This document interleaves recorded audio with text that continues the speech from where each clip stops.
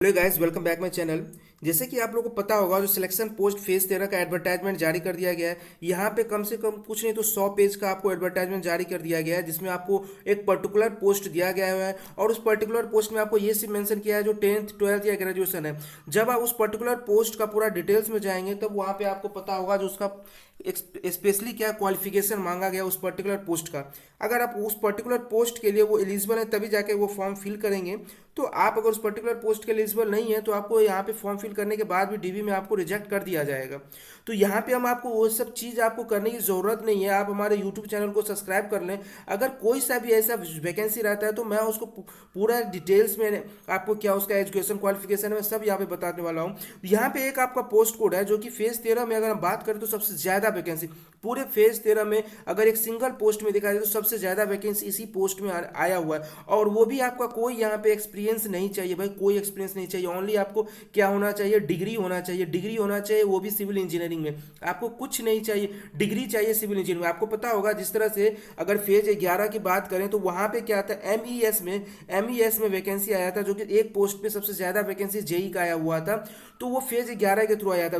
अभी फेज 13 में भी बहुत सारे कैंडिडेट मेरे से पूछ रहे तो क्या फेज 13 में भी एमईएस का वैकेंसी आया है, तो हाँ भाई, फेज 13 में भी आपका एमईएस जेई का वैकेंसी आया हुआ है। वहाँ पे ओनली आपको डिप्लोमा मांगा है, सिविल इंजीनियरिंग में आपको डिप्लोमा चाहिए, कोई एक्सपीरियंस नहीं चाहिए। लेकिन याद रखें, इसे फेज 11 वाले में क्या था, नॉर्थ रीजन में था, लेकिन फेज 13 में नॉर्थ रीजन में नहीं है। तो मैं फेज 13 में किस रीजन में है और उसका क्या एक्सपीरियंस है और कितना वैकेंसी है एमईएस में, मैं इसका वीडियो अपलोड कर दिया हूँ, आप हमारे चैनल पर जाके देख सकते हैं। यहाँ पे हम बात करने वाले हैं जो पोस्ट कोड NW1125, इसमें कुछ नहीं, आपको डिग्री चाहिए सिविल इंजीनियरिंग में। हम इसका एडवर्टाइजमेंट देखने जा रहे हैं जो कि इसका पूरा एक्सप्लेन करने वाला हूँ आपको, जिसमें इस पोस्ट कोड के लिए आपको क्या क्या होने वाला है। यहाँ पे आप देख सकते हैं क्लियर लिखा गया है जो फेज 13 सिलेक्शन पोस्ट फेज 13 2025। यहाँ पे पोस्ट डिटेल्स के बारे में बताया गया है। जो भी आप देख सकते हैं पोस्ट डिटेल्स क्या है आपका NW1125। पोस्ट का नेम अगर आपको बात करें तो पोस्ट नेम आपका सर्वेयर रहेंगे। आप जिस डिपार्टमेंट पे, आप डिपार्टमेंट भी आपको नीचे मेंशन रहेगा, वहाँ पे आप क्या रहेंगे, सर्वेयर। आपको सर्वेयर के पोस्ट का आया हुआ है। यहाँ पे अगर हम बात करें लेवल की तो यहाँ पे एजुकेशन क्वालिफिकेशन भी आप देखिए। ये एजुकेशन क्वालिफिकेशन क्या होगा, देखिए किल कुछ नहीं लिखा है, जो bachelor degree in engineering, civil engineering में आपको बैचलर होना चाहिए, चाहे आप बीई हो या बीटेक हो। तो इस अगर आप ये बीई या बीटेक सिविल इंजीनियरिंग में हैं, आपके पास कोई एक्सपीरियंस नहीं है, तो वो इस फॉर्म को फिल कर सकते हैं। याद रखें, यहाँ पे डिप्लोमा वाले फॉर्म फिल नहीं कर सकते क्योंकि इसमें बैचलर ऑफ इंजीनियरिंग मांगा है। तो इंजीनियरिंग डिग्री होना चाहिए आप इंजीनियरिंग में, या नहीं तो दूसरा, अगर आपको BSc math, electronics, computer science या information technology from recognised university में आपको या इंस्टीट्यूट में होना चाहिए। या तो आप बीटेक हो या बीई हो सिविल इंजीनियरिंग से, या जियो इंफॉर्मेटिक या कंप्यूटर साइंस या इंफॉर्मेशन टेक्नोलॉजी या इलेक्ट्रॉनिक्स से। अगर ये सब चीज़ से अगर आपके पास बीई या बीटेक है तो ये फॉर्म फिल कर सकते हैं।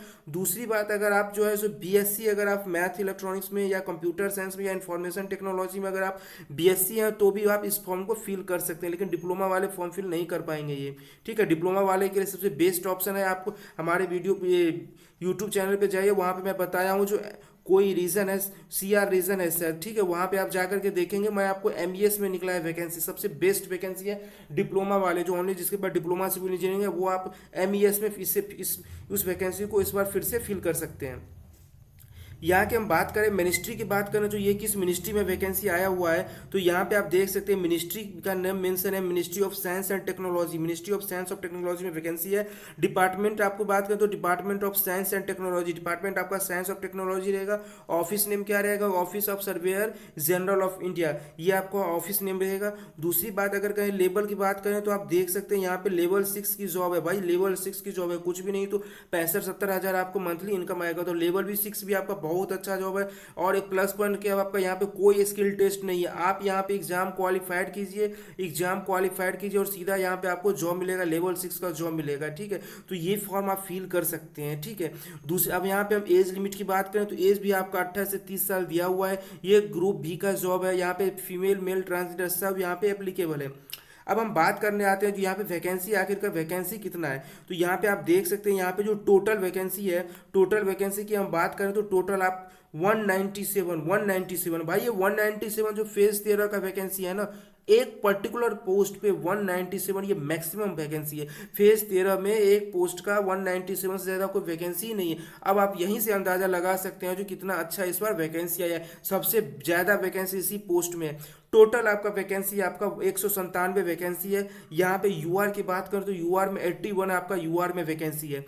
एसटी में अगर आपका देखें तो एसटी में 14 वैकेंसी है। एससी में आपका 29 वैकेंसी आपका एससी में मिल जाएगा। ओबीसी में आपका 53 टोटल वैकेंसी आपको ओबीसी में मिल जाएगा। ईडब्ल्यूएस की बात करें तो ईडब्ल्यू में आपको आपको टोटल 20 वैकेंसी मिलेगा। तो इस तरह से आपको टोटल वैकेंसी आपको 197 वैकेंसी मिलेगा, जो कि एक अच्छा वैकेंसी है। तो आप लोग जिसका डिग्री आपका सिविल इंजीनियरिंग में हो, आप लोग इस फॉर्म को फिल कर सकते हैं। Thank you.